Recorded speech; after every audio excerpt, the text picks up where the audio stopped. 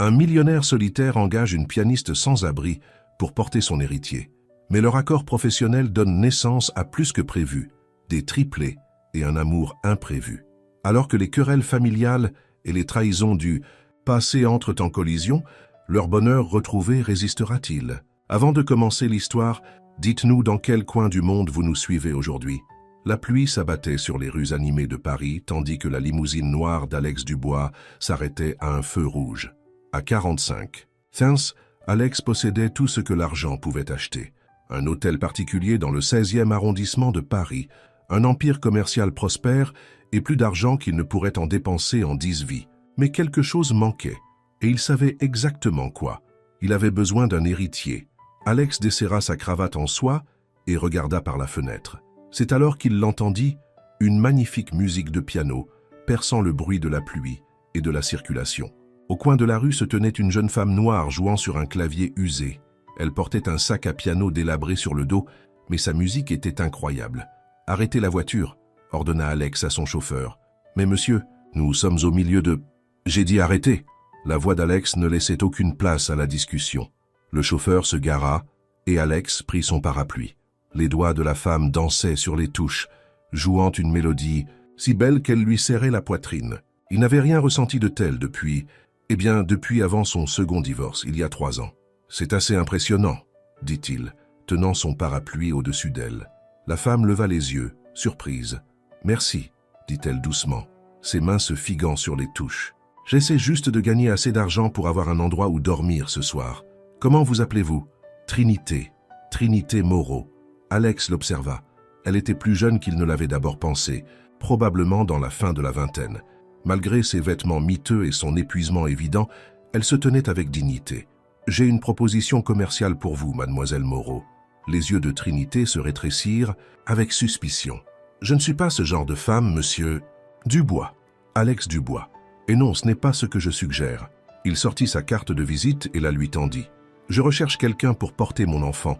En échange, je fournirai une sécurité financière, assez pour recommencer votre vie et poursuivre les rêves qui vous ont mené à Paris en premier lieu. » Trinité regarda la carte, puis Alex. « Vous plaisantez.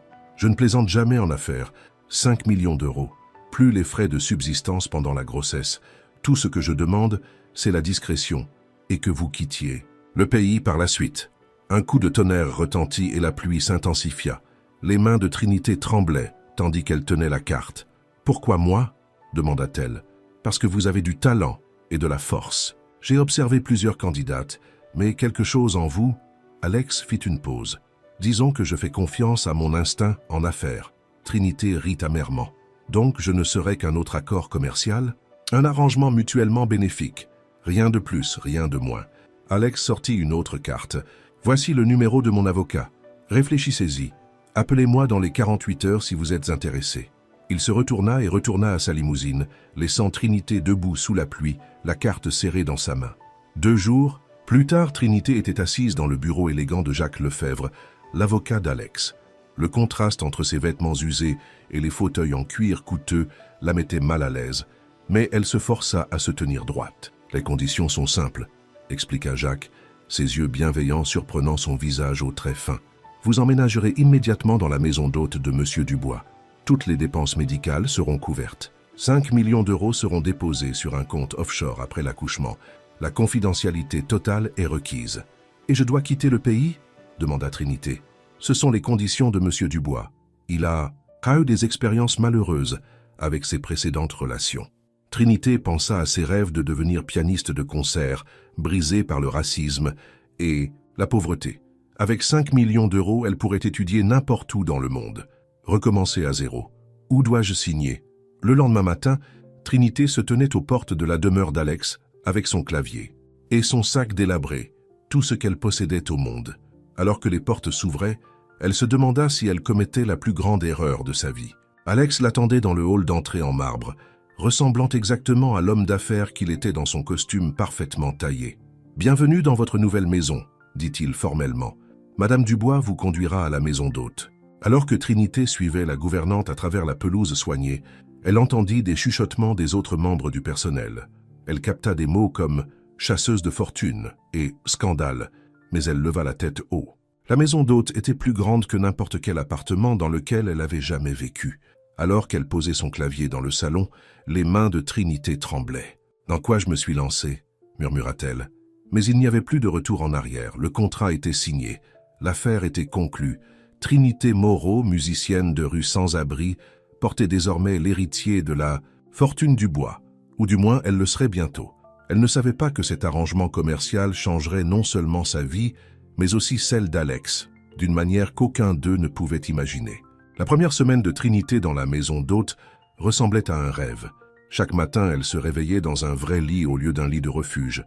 La cuisine était toujours approvisionnée en nourriture et pour la première fois depuis des années, elle n'avait pas à se soucier de son prochain repas.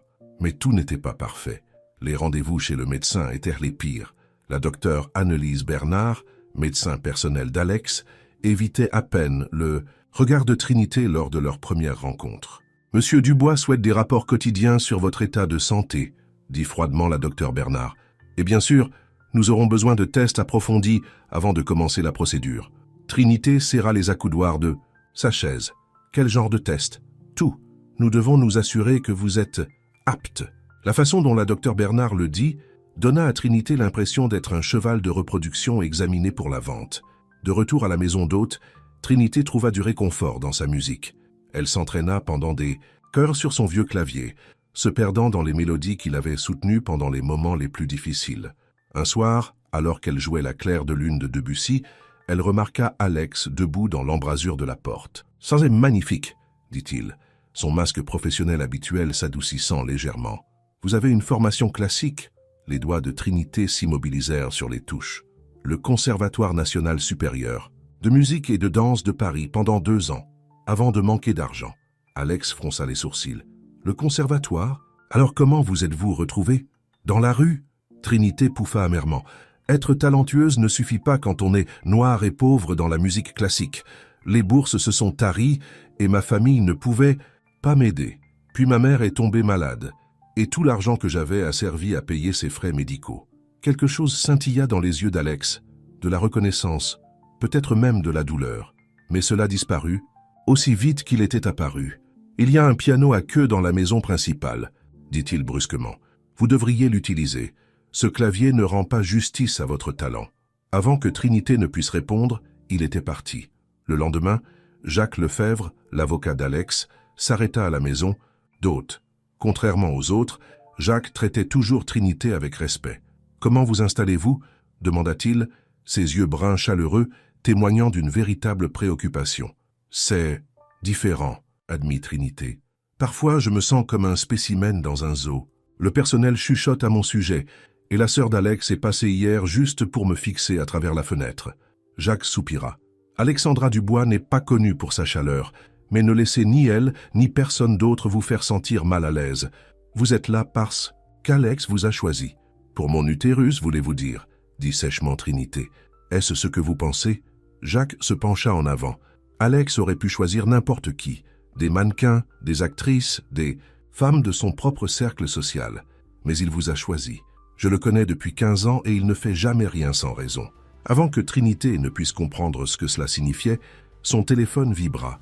C'était le cabinet de la docteure Bernard. « Félicitations », dit l'infirmière. « Tous vos tests sont revenus parfaits. Nous pouvons programmer la procédure pour la semaine prochaine. » La main de Trinité trembla lorsqu'elle raccrocha. La semaine prochaine, dans 7 jours, elle porterait l'enfant d'Alex Dubois. Sa main se posa sur son ventre plat. « Des doutes » demanda gentiment Jacques. « Non », dit fermement Trinité. « J'ai conclu un marché. Je vais le mener à bien. » Ce soir-là, incapable de dormir, Trinité alla à la maison principale pour regarder le piano à queue dont Alex avait parlé. La maison était sombre et silencieuse. Elle trouva le piano dans une grande pièce avec des fenêtres du sol au plafond donnant sur la ville. Ses doigts avaient à peine touché les touches lorsqu'une voix derrière elle la fit sursauter. « Vous devriez couvrir les touches après avoir joué. » Alex se tenait dans l'embrasure de la porte, vêtu d'un pantalon de pyjama et d'un t-shirt. Sans son costume habituel, il semblait presque humain. « Je suis désolé, je n'arrivais pas à dormir et... »« Jouer quelque chose » l'interrompit-il.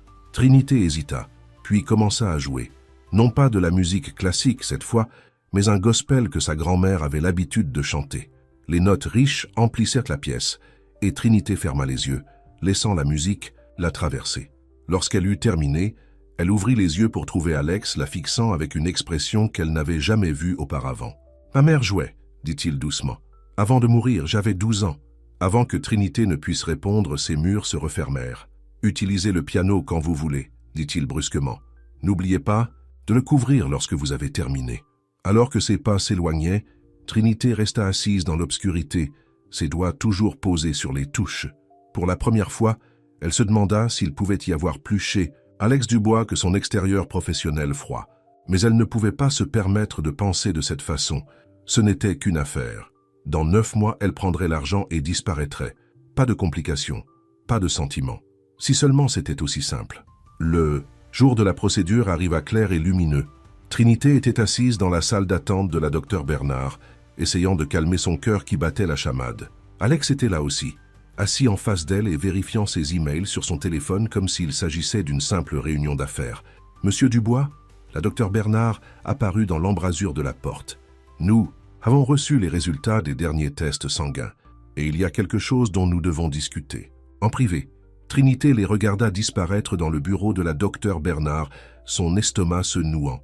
À travers la porte, elle put entendre des voix élevées. « Absolument pas !» La voix d'Alex portait clairement. « C'est trop risqué. Monsieur Dubois, les chances de naissance multiples sont plus élevées avec cette procédure. Nous devrions envisager... » J'ai dit non. Procéder comme prévu.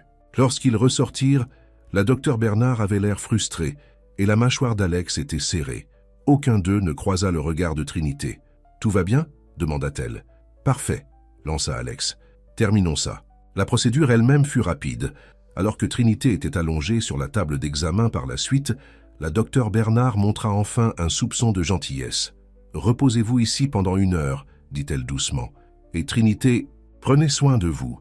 Cela pourrait être plus difficile que vous ne le pensez. » 2 semaines plus tard, Trinité était assise dans le même bureau, serrant les accoudoirs de sa chaise, tandis que la docteure Bernard souriait. « Félicitations, dit-elle. Vous êtes enceinte. » La main de Trinité se porta à son ventre. Enceinte, vraiment enceinte, de l'enfant d'Alex Dubois. Alex, assis à côté d'elle, resta impassible. « Bien, envoyez-moi le calendrier de suivi. J'ai une réunion. » Il sortit sans même regarder Trinité. Ce soir-là, Alexandra Dubois, la sœur d'Alex, se présenta sans prévenir à la maison d'hôte. Elle était grande et élégante comme son frère, mais ses yeux étaient froids comme la glace. « Laissez-moi vous dire quelque chose, » dit Alexandra, passant devant Trinité pour entrer dans le salon. « Vous portez peut-être l'enfant de mon frère, mais cela ne fait pas de vous une membre de la famille. Prenez l'argent et disparaissez comme convenu. N'ayez pas d'idée sur le fait de rester. » Trinité leva le menton. « J'ai signé un contrat, mademoiselle Dubois. J'ai l'intention de le respecter. Assurez-vous de le faire. » Les yeux d'Alexandra se posèrent sur les partitions de musique éparpillées sur la table basse. « Vous jouez déjà à la famille. Comme c'est pathétique. » Après son départ, Trinité courut à la salle de bain et vomit. « Des nausées matinales, se dit-elle. Juste des nausées matinales. Pas de colère, ni de souffrance, ni de peur. » Jacques Lefebvre la trouva plus tard dans la nuit au piano à queue, jouant furieusement. « Alexandra vous a rendu visite, paraît-il, » dit-il. Les doigts de Trinité trébuchèrent sur les touches. Les nouvelles voyagent vite. « Le personnel parle. » Jacques s'assit à côté d'elle sur le banc. « Ne la laissez pas vous atteindre. Alexandra est juste protectrice envers Alex, surtout après ce qui s'est passé avec son dernier mariage. »« Qu'est-ce qui s'est passé ?» demanda Trinité avant de pouvoir s'arrêter. Jacques hésita. « Ce n'est pas mon histoire à raconter, mais disons que l'argent change les gens, ou révèle qui ils sont vraiment. Est-ce pour ça qu'il est si... » Trinité fit un geste vague. « Froid? Distant ?»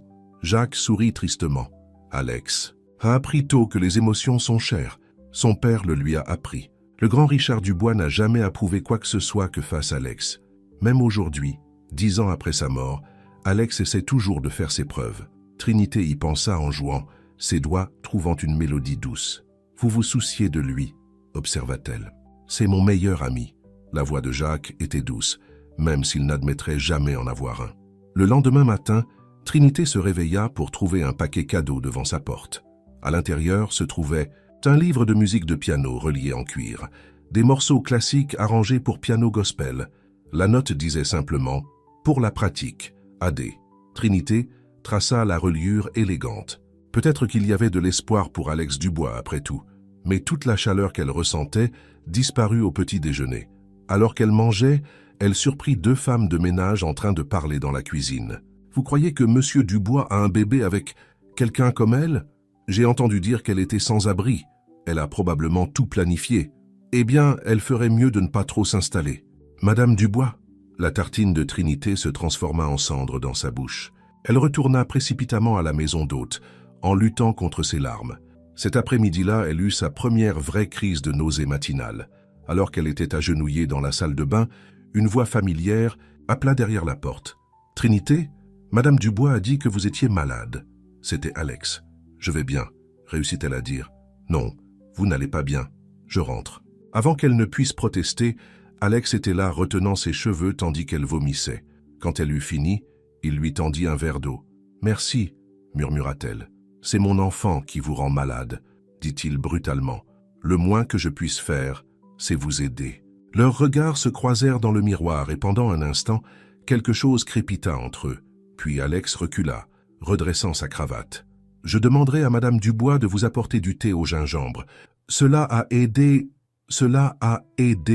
ma mère lorsqu'elle était enceinte d'Alexandra. » Il était parti avant que Trinité ne puisse répondre. Seule dans la salle de bain, Trinité appuya ses mains sur son ventre encore plat. « Ton papa est un homme compliqué, ma petite, » murmura-t-elle. « Mais je crois qu'il y a peut-être un cœur sous toute cette glace, après tout. » Elle ignorait qu'à ce moment précis, Alex se tenait devant sa porte, la main levée pour frapper de nouveau, luttant contre des sentiments qu'il ne pouvait expliquer et qu'il ne voulait pas affronter.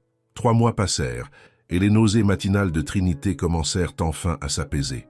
Son premier examen du premier trimestre était prévu pour un lundi matin, et à sa surprise, Alex insista pour être présent. « C'est mon enfant », dit-il simplement lorsqu'elle le questionna. « Je devrais être présent. » Trinité était allongée sur la table d'examen, tandis que le docteur Bernard déplaçait la sonde d'échographie sur son ventre légèrement arrondi. La pièce était silencieuse, sauf pour le souffle régulier whoosh-whoosh du rythme cardiaque. Mais le docteur Bernard fronça les sourcils. Elle déplaça à nouveau la sonde, appuyant plus fort. « Y a-t-il un problème ?» demanda Trinité, la peur s'insinuant dans sa voix. « Non, il n'y a rien de mal, » dit lentement le docteur Bernard. « Mais, Monsieur Dubois, vous souvenez-vous de notre discussion avant la procédure, à propos de la possibilité de naissance multiple ?» Le visage d'Alex pâlit. « Que voulez-vous dire ?» Le docteur Bernard tourna l'écran afin qu'ils puissent tous les deux le voir clairement. « Félicitations, vous attendez des triplés. » Le monde de Trinité tourna. « Des triplés ? 3 fœtus en bonne santé, » confirma le docteur Bernard. « C'est ce qui m'inquiétait. Le traitement de fertilité que nous avons utilisé a augmenté les chances de naissance multiples. 3 bébés ?» La voix d'Alex était étranglée.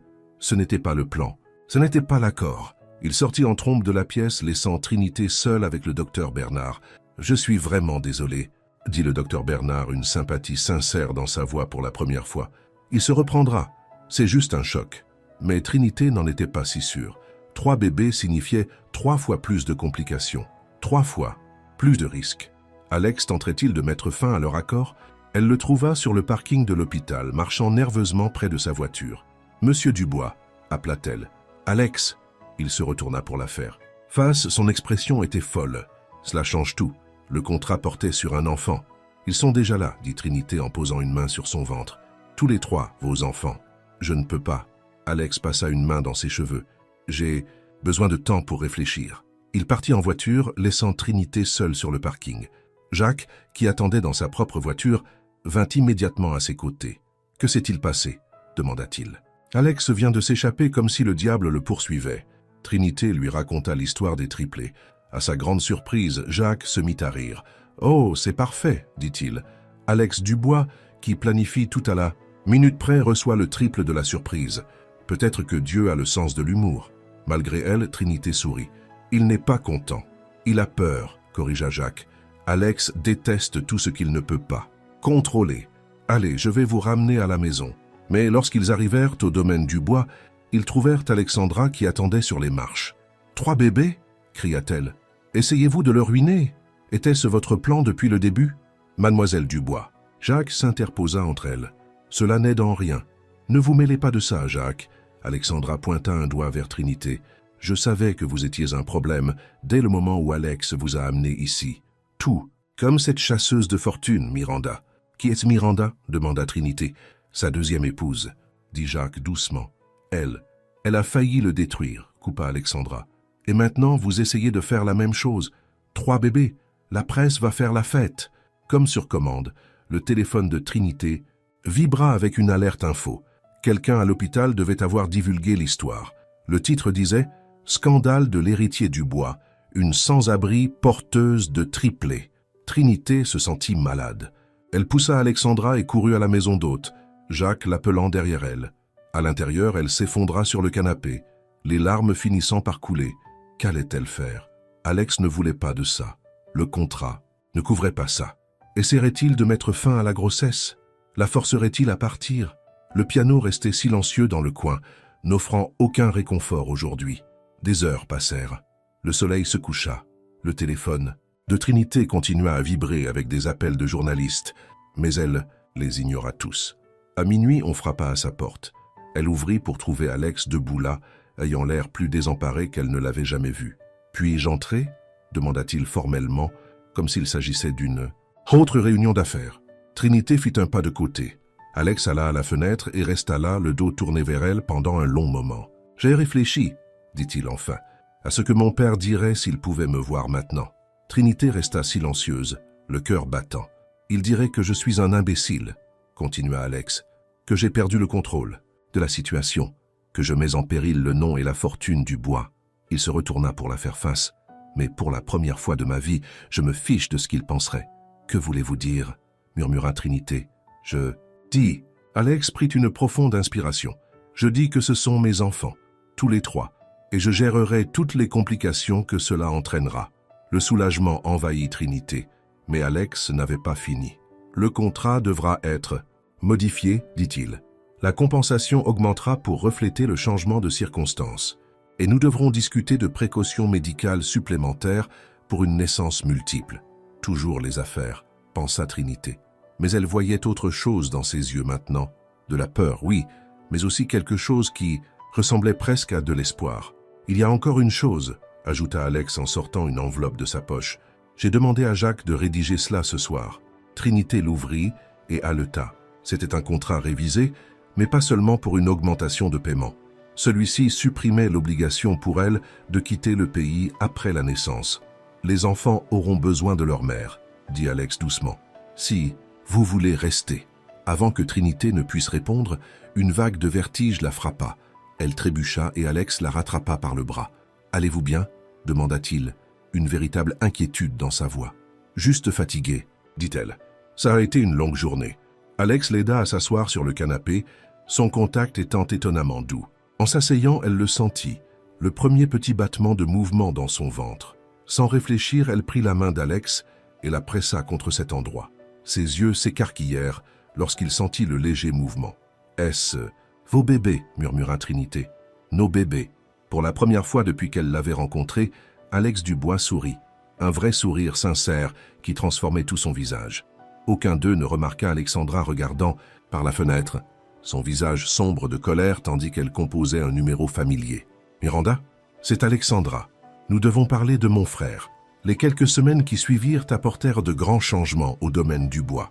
Le ventre de Trinité devint plus visible, et Alex insista pour qu'elle emménage dans la maison principale. « La maison d'hôte est trop loin si vous avez besoin d'aide, » dit-il, essayant de paraître professionnel. « C'est juste pratique. » Mais Trinité remarqua aussi d'autres changements.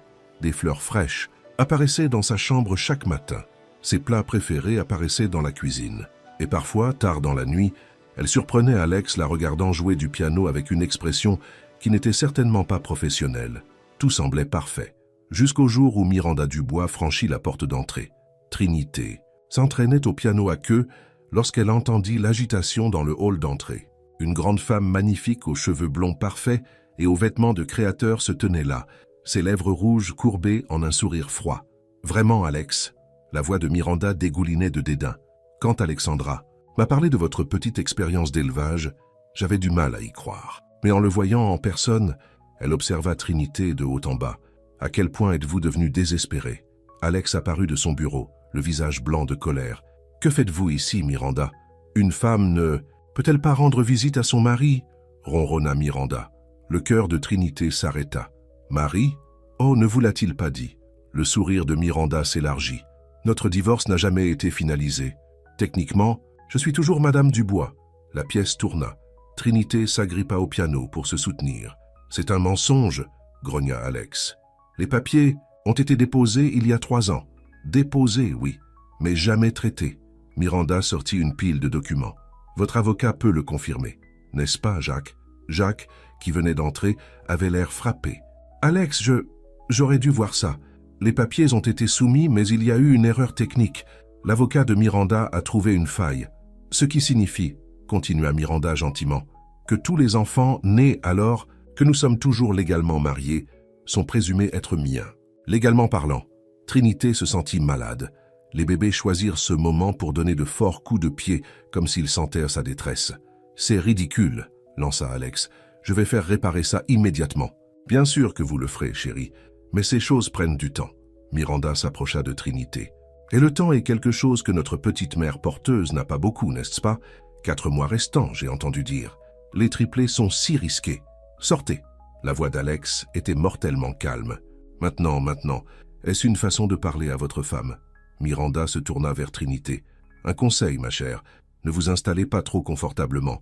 Alex a l'habitude de faire des promesses qu'il ne peut pas tenir. » Trinité n'en pouvait plus. Elle s'enfuit à l'étage dans sa chambre, les larmes la brouillant la vue.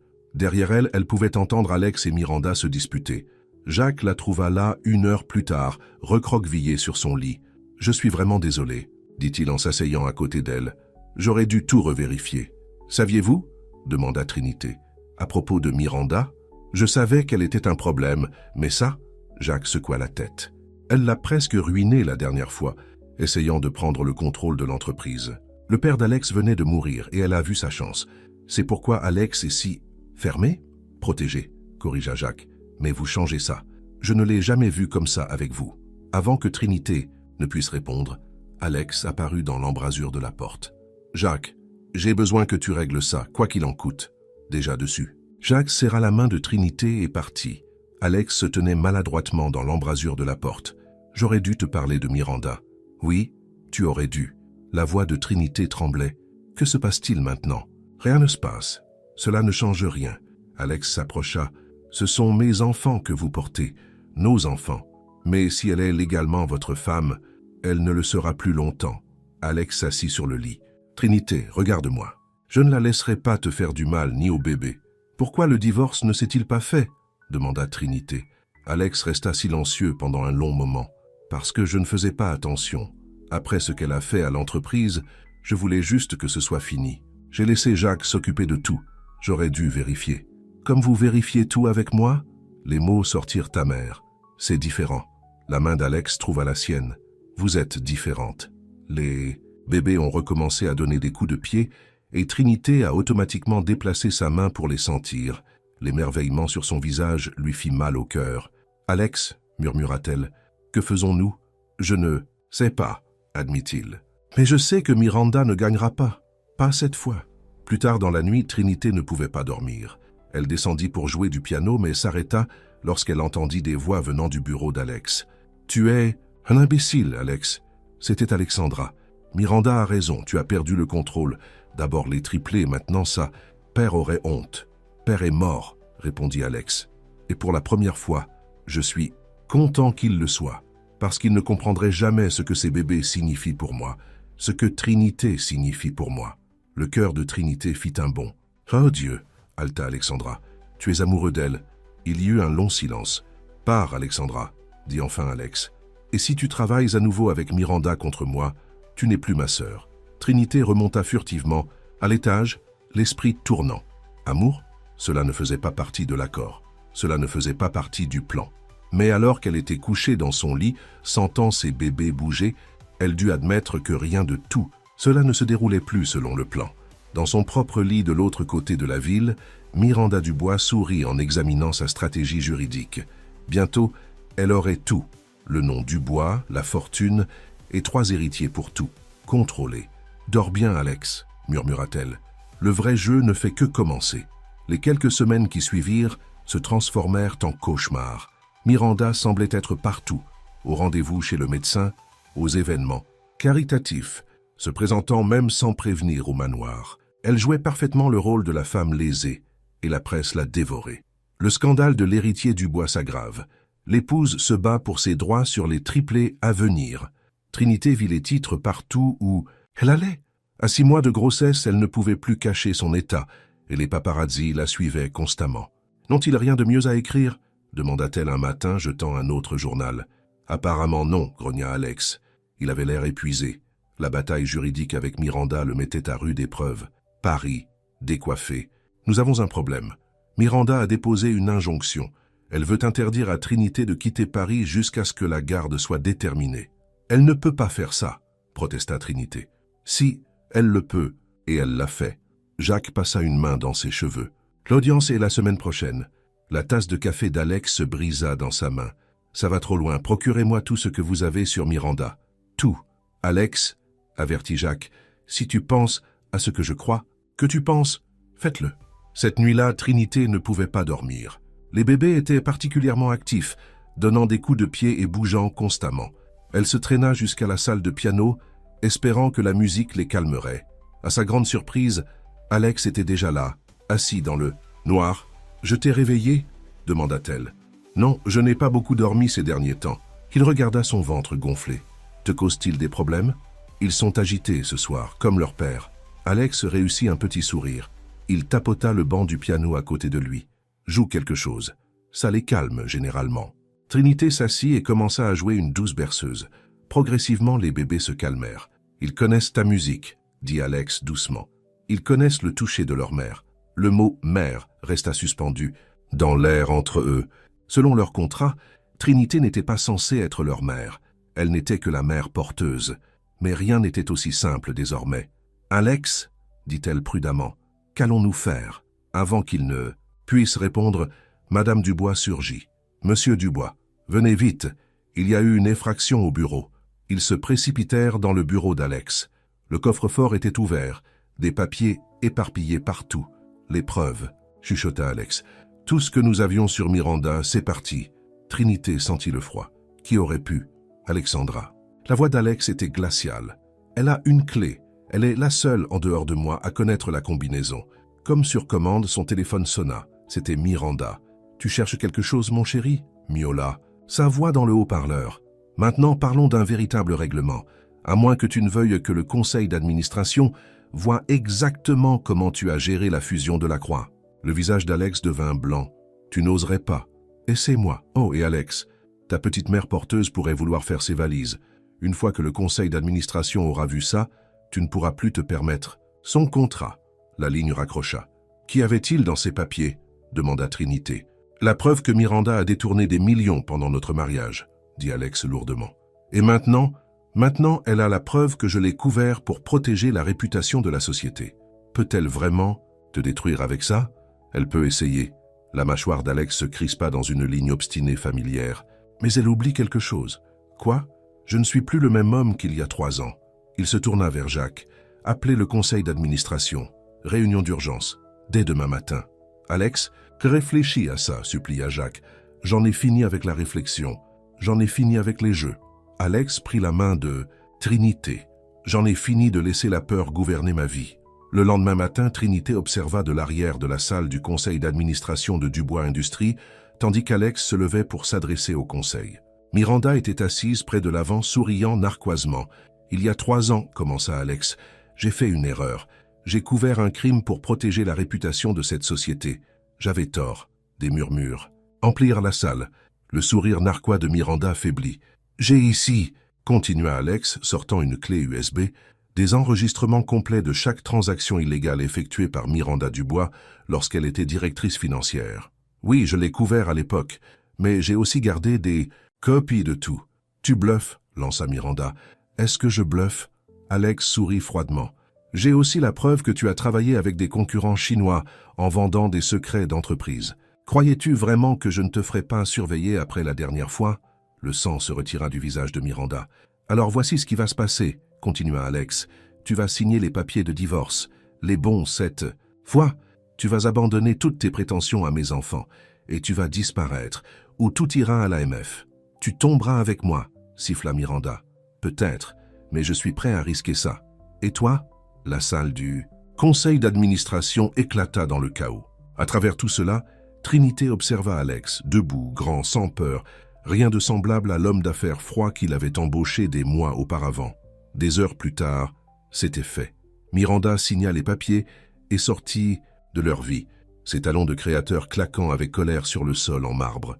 De retour au manoir, Trinité trouva Alex dans son bureau, épuisé mais soulagé. « Tu as tout risqué, dit-elle doucement. »« Pas tout. » Il la regarda, le ventre arrondi. « Juste l'argent et la réputation. J'ai appris qu'il y a des choses plus importantes. » « Comme quoi ?» Au lieu de répondre, Alex traversa la pièce et l'embrassa. Trinité fondit dans ses bras alors que tous les sentiments qu'ils avaient combattus se libérèrent enfin. Quand ils se séparèrent enfin, Alex posa son front contre le sien. « Comme l'amour, chuchota-t-il, comme la famille, comme toi. » Les bébés choisirent ce moment pour donner de forts coups de pied, les faisant tous les deux rire. Mais leur bonheur fut de courte durée. Aucun d'eux ne vit Alexandra observer de l'embrasure de la porte, le visage tordu de rage. « Tu crois que c'est fini, cher frère ?» murmura-t-elle. « Attends de voir ce que j'ai prévu. » À 7 mois de grossesse avec des triplés, Trinité avait l'impression de pouvoir à peine bouger. Le docteur Bernard l'avait mise au repos au lit, inquiète de son hypertension artérielle. Le seul soulagement qu'elle obtenait était son heure quotidienne au piano, qu'Alex insistait pour qu'elle conserve. « Les bébés ont besoin de leur musique, » disait-il, l'aidant à rejoindre le banc chaque soir. Leur relation avait changé depuis le baiser. Alex ne faisait plus semblant que ce n'était qu'une affaire. Il assistait à chaque rendez-vous chez le médecin, avait fait peindre la chambre des bébés dans des tons jaunes et verts doux, et passait les soirées à lire des livres sur la grossesse à haute voix pendant que Trinité jouait du piano. Mais le comportement étrange d'Alexandra jetait une ombre sur leur bonheur. « Quelque chose ne va pas, » dit Trinité à Jacques un après-midi. « Elle est gentille. » C'était vrai. Alexandra était soudainement devenue la belle-sœur parfaite, apportant à Trinité des smoothies sains, offrant des conseils sur la grossesse, et la défendant même aux femmes mondaines bavardes. Peut-être a-t-elle accepté la situation, suggéra Jacques, mais il n'avait pas l'air convaincu. La réponse arriva un matin lorsque Trinité prit sa première gorgée du smoothie quotidien d'Alexandra. Le goût était bizarre, amer, chimique. Elle le recracha immédiatement et appela le docteur Bernard. Les résultats des tests sont revenus positifs pour une herbe dangereuse connue pour induire le travail. Quand Alex l'apprit, sa rage fut terrifiante à voir. Il confronta Alexandra dans son bureau, mais elle se contenta de rire. « Prouve. »« Que c'était moi » se moqua-t-elle. « Prouve quoi que ce soit. J'ai appris des meilleurs, grand frère. Souviens-toi qui t'a appris à ne laisser aucune preuve. » Mais elle n'avait pas compté sur Madame Dubois. La gouvernante avait vu Alexandra ajouter quelque chose au smoothie et, suspecte, l'avait enregistré sur son téléphone. La vidéo était accablante. Alexandra fut arrêtée, mais obtint immédiatement une libération sous caution. Ce soir-là, alors qu'Alex et Trinité étaient couchés dans leur lit, elle posa enfin la question qui la tracassait. « Pourquoi me hait-elle autant ?» Alex resta silencieux pendant un long moment. « Ce n'est pas toi qu'elle hait, c'est moi. » Il soupira lourdement. « Quand notre mère est morte, j'avais 12 ans et Alexandra 8. Notre père a changé. Il est devenu cruel, exigeant. Je l'ai protégé autant que possible, j'ai encaissé le plus gros de sa colère, mais quand il est mort, au lieu d'être libéré, je suis devenu comme lui. » Trinité prit sa main. « Tu n'es pas comme lui. Je l'étais. Froid, insensible, utilisant l'argent et le pouvoir pour contrôler tout et tous. » Il toucha doucement son ventre. « Jusqu'à toi, jusqu'à eux. Donc Alexandra pense que j'ai trahi tout ce que notre père nous a appris. Dans son esprit, l'amour est une faiblesse. Les sentiments sont des faiblesses. » Il rit amèrement. « Je lui ai appris ça. Les bébés ont donné des coups de pied. » Et Alex sourit, appuyant sa main plus fermement contre le ventre de Trinité. « Mais ils m'apprennent quelque chose de différent, » chuchota-t-il. Le moment fut brisé par le bruit de verre brisé en bas. Alex fut immédiatement en alerte. « Reste ici, » ordonna-t-il, prenant son téléphone. Mais Trinité le sentait déjà. Des douleurs vives, différentes des coups de pied habituels. Quelque chose n'allait pas. « Alex » haleta-t-elle. « Les bébés ?» Son visage devint blanc. « C'est trop tôt. Appelez le docteur Bernard. » Tout ce qui suivit fut un flou de douleur et de peur. Trinité était vaguement consciente d'être transportée en bas, de l'apparition de Jacques avec des agents de sécurité, de la voix d'Alex exigeant des réponses. À l'hôpital, le visage du docteur Bernard était sombre. Le stress a déclenché un accouchement prématuré. expliqua-t-elle. Nous devons faire une césarienne d'urgence. Mais c'est trop tôt, pleura Trinité. Nous n'avons pas le choix. Votre tension artérielle est dangereusement élevée. Alors qu'il préparait Trinité pour la chirurgie, Alex ne la quitta jamais. Son visage était calme, mais ses mains tremblaient lorsqu'il tenait les siennes. « J'ai peur, chuchota Trinité. Je sais. » Alex l'embrassa sur le front. « Mais tu es la personne la plus forte que je connaisse. Tu peux le faire. Nous pouvons le faire. » À ce moment-là, Jacques fit irruption dans la pièce. Alexandra a été aperçue à l'hôpital. Les caméras de sécurité l'ont prise en flagrant délit déguisée en blouse chirurgicale. Elle est restée quelque part ici. La mâchoire d'Alex se serra. « Trouvez-la, maintenant !» Mais alors qu'il roulait Trinité vers la salle d'opération, toutes les pensées d'Alexandra disparurent. La douleur s'aggravait et des taches noires dansaient au bord de sa vision. La dernière chose que Trinité vit avant que l'anesthésie ne prenne effet fut le visage d'Alex, ses yeux remplis de larmes et d'amour. « Reste avec moi », supplia-t-il. « Reste avec nous. » Puis, tout devint noir. Elle ne vit pas le chaos qui éclata dans la salle d'opération. Elle ne vit pas Alexandra faire irruption avec une arme à feu, exigeant que la sécurité la laisse passer. Elle ne vit pas Alex se placer entre sa sœur et l'équipe chirurgicale, la suppliant de s'arrêter. « Tu vas les tuer !»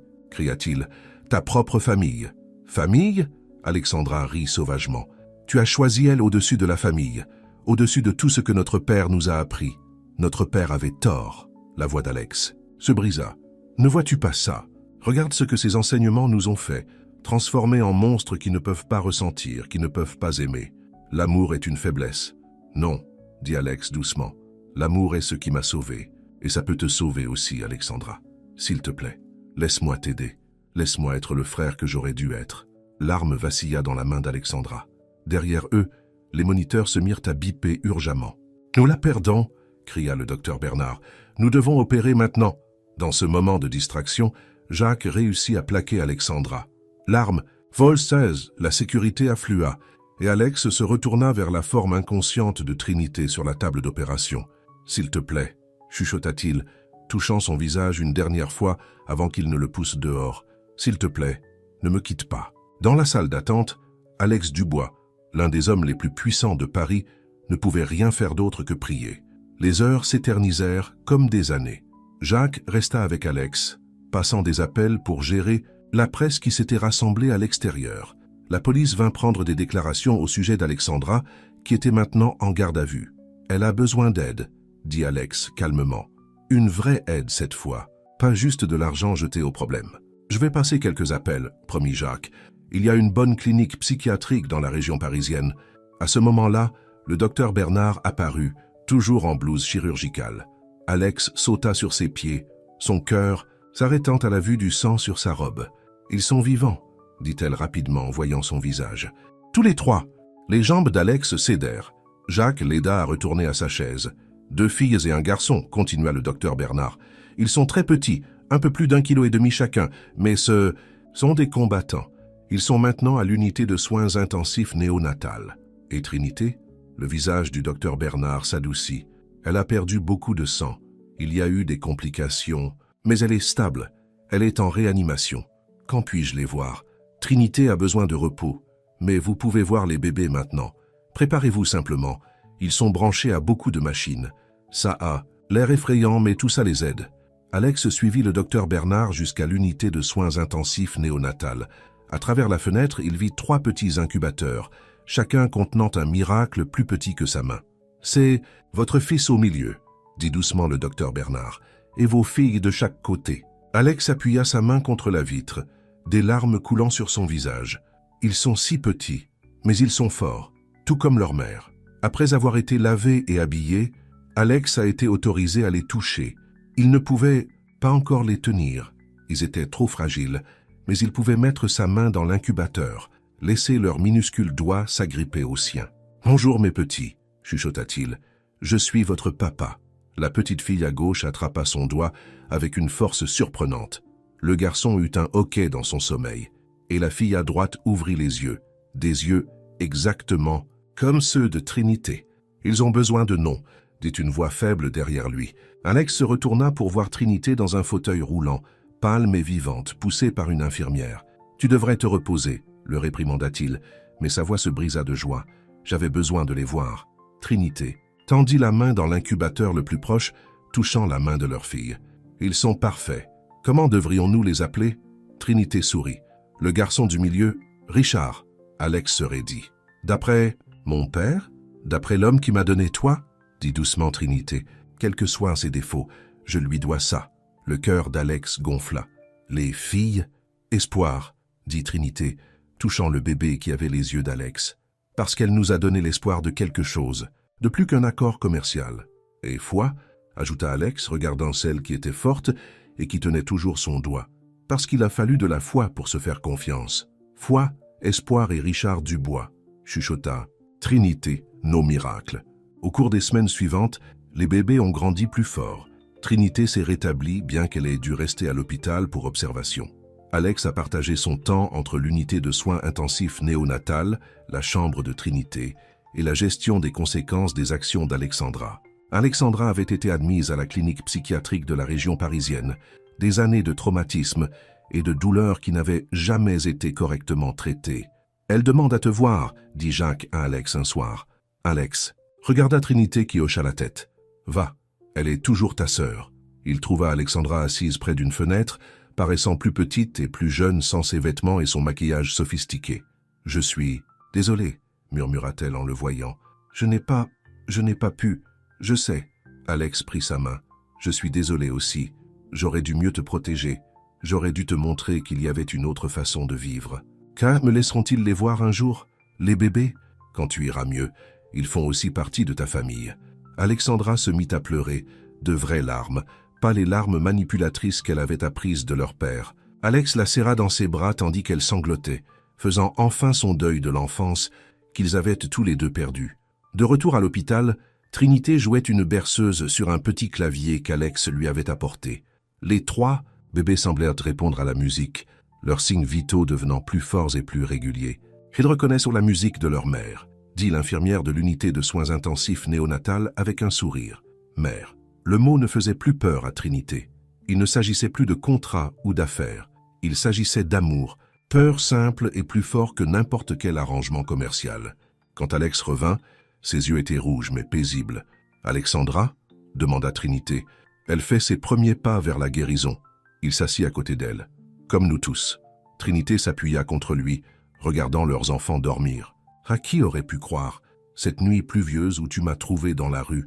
Je pensais chercher une héritière, » dit Alex en l'embrassant sur le front. « À la place, j'ai trouvé une famille. » Par la fenêtre de l'unité de soins intensifs néonatal, le soleil perçait les nuages, baignant les bébés d'une lumière dorée. Foi agita ses minuscules poings. Espérance ouvrit les yeux, et Richard fit un bruit qui ressemblait peut-être à un rire. « Mon père disait toujours que l'amour était une faiblesse, » médita Alex. « Mais regarde ce que l'amour a créé. » Trinité joua une autre note sur le clavier, et les trois bébés se tournèrent vers le son. « L'amour n'est pas faible, » dit-elle doucement. « L'amour est ce qui nous rend assez forts pour changer. » Au-dessus d'eux, les moniteurs émettaient des bips réguliers, marquant le rythme de 4 minuscules battements de cœur, 3 nouvelles vies, et une qui avait recommencé à battre au moment où une limousine s'était arrêtée à un feu rouge, une nuit de pluie à Paris. Mais leur histoire n'était pas encore terminée. En fait, à bien des égards, elle ne faisait que commencer. Après 6 longues semaines à l'unité de soins intensifs néonatal, les triplés étaient enfin assez forts pour rentrer à la maison. Trinité avait été sortie plus tôt, mais elle passait chaque jour à l'hôpital, jouant de la musique pour les bébés et apprenant à s'en occuper auprès des infirmières. Le jour où ils ramenèrent Foi, Espérance et Richard à la maison, le manoir Dubois était transformé.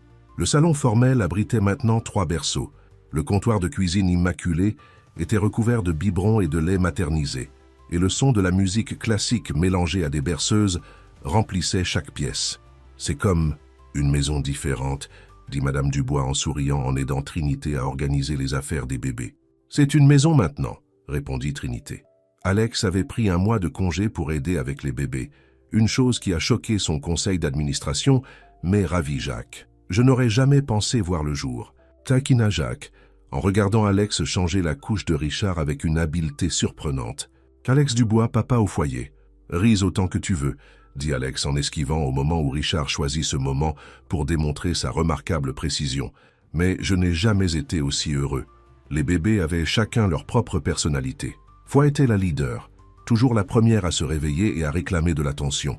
Espérance était l'observatrice silencieuse, observant tout avec ses yeux sérieux, et Richard était le charmeur, déjà souriant et roucoulant à tous ceux qui s'approchaient. Un soir, alors que Trinité jouait du piano avec Espérance endormie contre sa poitrine, Alex entra avec une expression étrange sur le visage. « Qu'est-ce qu'il y a » demanda Trinité. « Je viens de raccrocher avec les médecins d'Alexandra. » Il s'assit à côté d'elle sur le banc du piano. « Elle va mieux, beaucoup mieux. Ils pensent qu'elle pourrait être prête pour des visites supervisées, bientôt. » Les mains de Trinité se figèrent sur les touches. « Que ressens-tu à ce sujet ?» Peur, espoir. Alex toucha les cheveux bouclés d'Espérance. « Elle est ma sœur, et ils font aussi partie de sa famille. Alors, on va faire en sorte que ça marche, » dit simplement Trinité. Les quelques semaines qui suivirent tombèrent dans une routine. Trinité jouait du piano pour les bébés chaque matin, jurant que cela les aidait à mieux manger. Alex leur lisait des histoires au coucher chaque soir, utilisant des voix différentes qui faisaient rire Trinité. Et pendant la journée, ils se relayaient pour les changes de couches, les biberons et le linge incessant que 3 nouveau-nés créaient. Mais quelque chose dérangeait Trinité. Elle remarqua qu'Alex passait de longs appels téléphoniques dans son bureau, qu'il avait des conversations chuchotées avec Jacques et qu'il disparaissait pendant des heures. « Il n'est pas » commença-t-elle à demander à Jacques un jour, ses vieilles insécurités refaisant surface. « Fais-moi confiance » interrompit Jacques avec un sourire entendu. « Quoi que tu penses, tu as tort. » Le mystère fut résolu un samedi matin ensoleillé. Alex insista pour habiller les bébés avec des tenues spéciales, de minuscules costumes pour Richard et Foi, qui détestèrent les robes, et une robe à volant pour Espérance, qui les aimait. « Qu'est-ce qui se passe ?» demanda Trinité alors qu'Alex l'aidait à monter en voiture, les bébés bien installés dans leur siège auto. « Tu verras. » Ils se rendirent au jardin du Luxembourg, à l'endroit où Trinité jouait autrefois du clavier pour quelques pièces. Mais maintenant, au lieu d'un trottoir sale, il y avait un tapis blanc déroulé. Au lieu de passants pressés, il y avait des rangées de chaises remplies de visages souriants. Et au lieu de son vieux clavier, il y avait un magnifique piano. « Blanc, Alex ?» murmura Trinité. Il l'aida à sortir de la voiture, prit sa main et la conduisit au piano. « C'est ici que je t'ai trouvé, » dit-il doucement. « Là où notre histoire a commencé. Et c'est ici que je veux commencer notre prochain chapitre. » Il s'agenouilla. « Trinité Moreau, tu es entrée dans ma vie comme un arrangement commercial, mais tu m'as montré que la vraie richesse n'est pas dans les comptes bancaires ou les salles de conseil.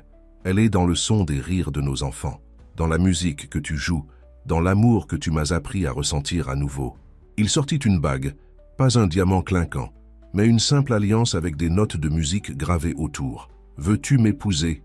Pas pour les affaires, pas pour les bébés, mais parce que je t'aime plus que je ne l'aurais jamais cru possible. » Trinité regarda ses bébés, maintenant tenus par un Jacques rayonnant et Madame Dubois. Elle regarda la réunion d'amis, de vrais amis, pas des mondains.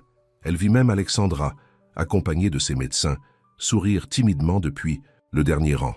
Puis elle regarda Alex. L'homme qui avait commencé comme son sauveur était devenu le père de ses enfants et s'était transformé en l'amour de sa vie. Elle s'assit au piano, posa ses doigts sur les touches et commença à jouer. Non pas une pièce classique ou une berceuse, mais la chanson qui avait attiré l'attention d'Alex cette nuit de pluie, il y a si longtemps. Au fur et à mesure que la dernière note s'estompait, elle se tourna vers lui et sourit. « Oui, dit-elle. 1000 fois oui. » Le parc éclata en acclamations. Les bébés, surpris par le bruit, se mirent à pleurer en parfaite harmonie à 3 voix. Et Alex embrassa Trinité juste là, à côté du piano, sans se soucier de qui les voyait. Plus tard dans la nuit, alors qu'ils étaient assis dans la crèche à regarder leurs enfants dormir, Trinité demanda « Regrettes-tu jamais de t'être arrêté cette nuit-là » Alex la rapprocha de lui. « Un seul regret. Lequel ? Que je l'ai jamais considéré comme une affaire. Que je n'ai pas su tout de suite quel genre de miracle j'avais trouvé. » De leur berceau, les triplés soupirèrent dans leur sommeil. Foi tendit la main et prit celle d'Espérance. Espérance s'accrocha à la couverture de Richard, et Richard sourit dans ses rêves. « Regarde-les, » murmura Trinité. « Ils prennent déjà soin les uns des autres, comme leur mère leur a appris, » dit Alex. Mais il restait encore une surprise qui mettrait à l'épreuve leur bonheur retrouvé d'une manière qu'ils n'avaient jamais imaginée. Le matin du mariage, de Trinité et Alex se leva clair et lumineux. Les jardins du manoir du bois étaient transformés avec des fleurs blanches et des lumières scintillantes. À 6 mois, les triplés étaient en bonne santé et forts, vêtus de tenues assorties, pour le grand jour de leurs parents. Mais alors que Trinité se tenait dans sa salle de bain, ajustant sa robe blanche simple mais élégante, Madame Dubois entra en courant avec un air inquiet. « Mademoiselle Trinité, dit-elle à bout de souffle, il y a quelqu'un qui souhaite vous voir, elle dit qu'elle est votre mère. » Le cœur de Trinité s'arrêta. « C'est impossible. Ma mère est décédée il y a 5 ans. »« Alors tu as des explications à donner, ma chérie, » dit une voix familière de la porte. Trinité se retourna pour voir une femme âgée en fauteuil roulant, plus mince et plus grise qu'elle ne s'en souvenait, mais indubitablement sa mère, Sarah Moreau. « Maman ?» murmura Trinité. « Mais comment ? Le cancer est entré en rémission, » expliqua Sarah. « Mais à ce moment-là, tu avais disparu. Je te cherchais depuis. Puis j'ai vu ta photo dans les pages mondaines, ma petite Phil qui épouse Alex Dubois. » Trinité tomba à genoux à côté du fauteuil roulant, les larmes coulant sur son visage. « Je pensais que tu étais parti. L'hôpital a dit. Il y a eu une erreur avec les dossiers d'un autre patient. » Sarah toucha le visage de Trinité. « Oh, ma chérie, ce que tu as dû traverser. » Leurs retrouvailles pleines de larmes furent interrompues par le son de bébé qui pleurait. « Est-ce que j'entends mes petits-enfants » demanda Sarah avec un sourire. La porte s'ouvrit et Alex entra avec foi et espérance, tandis que Jacques suivait avec Richard. « Trinité et les bébés sont difficiles. Oh !» Alex s'arrêta, net à la vue de Sarah. « Donc, vous êtes l'homme qui a sauvé ma fille » dit Sarah en l'étudiant. « En fait, » dit Alex doucement, « elle m'a sauvé. » Le mariage fut retardé d'1 heure pendant que Trinité et Sarah rattrapèrent le temps perdu et que les triplés apprenaient à connaître leur grand-mère. Sarah tint chaque bébé, les larmes coulant sur son visage, alors qu'elle leur chantait les mêmes gospel songs qu'elle chantait autrefois à Trinité. Enfin, il était temps. Mais alors que Trinité se préparait à descendre l'allée, il y eut une autre surprise. Alexandra apparut, ayant l'air saine et lucide après des mois de traitement. « Je sais que je ne mérite pas d'être là, » dit-elle doucement. « Mais j'aimerais jouer quelque chose. Si c'est possible ?» Elle s'assit au piano et commença à jouer. La même chanson que Trinité avait jouée la nuit où Alex l'avait trouvée, mais arrangée comme une marche. Nuptiale. Trinité descendit l'allée au bras de Jacques, à son insistance, en passant devant Sarah dans son fauteuil roulant tenant Espérance, devant Madame Dubois avec foi, devant la famille et les amis, qui étaient devenus bien plus que des employés ou des associés commerciaux. Alex attendait sous une arche de roses blanches, tenant Richard qui essayait de manger la boutonnière de son père. Quand il vit Trinité, ses yeux se remplirent de larmes. La cérémonie fut simple mais significative. Ils écrivirent leurs propres vœux, parlant du cœur sur le voyage inattendu qui les avait réunis. « Je pensais te proposer une affaire, » dit Alex, la voix rauque d'émotion. « Au lieu de cela, tu m'as offert une vie remplie d'amour, de musique et de plus de joie que je n'aurais jamais pu imaginer. Tu m'as donné un abri contre la pluie, » répondit Trinité. « Mais plus que cela, tu m'as donné la chance d'être moi-même, non pas seulement une survivante, mais une mère, une musicienne et maintenant ta femme. » Alors qu'ils échangeaient les alliances, les bébés décidèrent de participer. Foi cria joyeusement. Espérance applaudit de ses petites mains et Richard pouffa de rire, ce qui fit sourire tout le monde. « Par le pouvoir qui m'est conféré, » dit le ministre avec un sourire, « je vous déclare mari et femme, et officiellement je déclare que vous formez une famille. » La réception fut un mélange de leurs mondes, musique classique et gospel, champagne et cuisine traditionnelle américaine, amis mondains et anciens professeurs de musique de Trinité au Conservatoire national supérieur de musique et de danse de Paris. Alexandra joua une pièce spéciale qu'elle avait composée pour les triplés, tandis que Sarah partageait des histoires embarrassantes sur l'enfance de Trinité. Tard, dans la soirée, Alex trouva Trinité au piano, jouant doucement pendant que leurs enfants dormaient dans un parc à proximité. « Heureuse ?» demanda-t-il en s'asseyant à côté d'elle. « Plus que je ne l'aurais jamais rêvé. » Elle sourit à leur bébé endormi. « Regarde-les !» Foi tenant la main d'Espérance, Espérance touchant le bras de Richard. « Toujours connectés, » médita Alex, comme leur mère leur a appris. « Comme nous avons tous appris ensemble, » corrigea Trinité. « À ce moment-là, Sarah arriva en fauteuil roulant. « Ça vous dérange si je me joins à vous ?» Trinité se déplaça et les doigts de sa mère trouvèrent les touches, tremblantes mais toujours habiles. Ensemble, mère et fille jouèrent la chanson qui avait tout commencé, tandis qu'Alex tenait leurs enfants endormis. Foi, Espérance et Richard soupirèrent de contentement dans leur sommeil, en sécurité, dans les bras de leur père. Alexandra regardait de près, en paix avec elle-même pour la première fois depuis des années. Jacques et Madame Dubois dansèrent lentement, tous deux faisant semblant de ne pas tomber amoureux. Et dehors, les mêmes étoiles qui avaient été témoins d'un accord désespéré entre deux étrangers brillaient maintenant sur une famille unie par l'amour, la musique et le genre de miracles qui ne se produisent que lorsque vous êtes assez courageux pour ouvrir votre cœur. « Tu sais ce qui est drôle ?» dit Trinité plus tard dans la nuit, alors qu'elle et Alex dansaient sous les étoiles. « Ce contrat que nous avons signé, il ne vaut plus le papier sur lequel il est imprimé. »« Non » acquiesça Alex, en la rapprochant de lui. « Il vaut beaucoup plus. » Au-dessus d'eux, une étoile filante traversa le ciel. Au loin, un piano jouait doucement. Et dans leur parc, 3 bébés miracles dormaient paisiblement, rêvant de la musique qui avait réuni leurs parents et de l'amour qui guiderait l'avenir de leur famille. Car il ne s'agissait plus d'un arrangement commercial, mais d'une histoire. D'amour, une histoire qui avait transformé non seulement 2 vies, mais toute une famille. Et alors que Trinité et Alex partageaient un baiser de plus sous le ciel étoilé, ils savaient que leurs plus grandes aventures étaient encore à venir. Après tout, élever des triplés allait être un sacré voyage. Mais cette fois, ils le feraient ensemble, avec amour, rire et toujours la musique. Fin.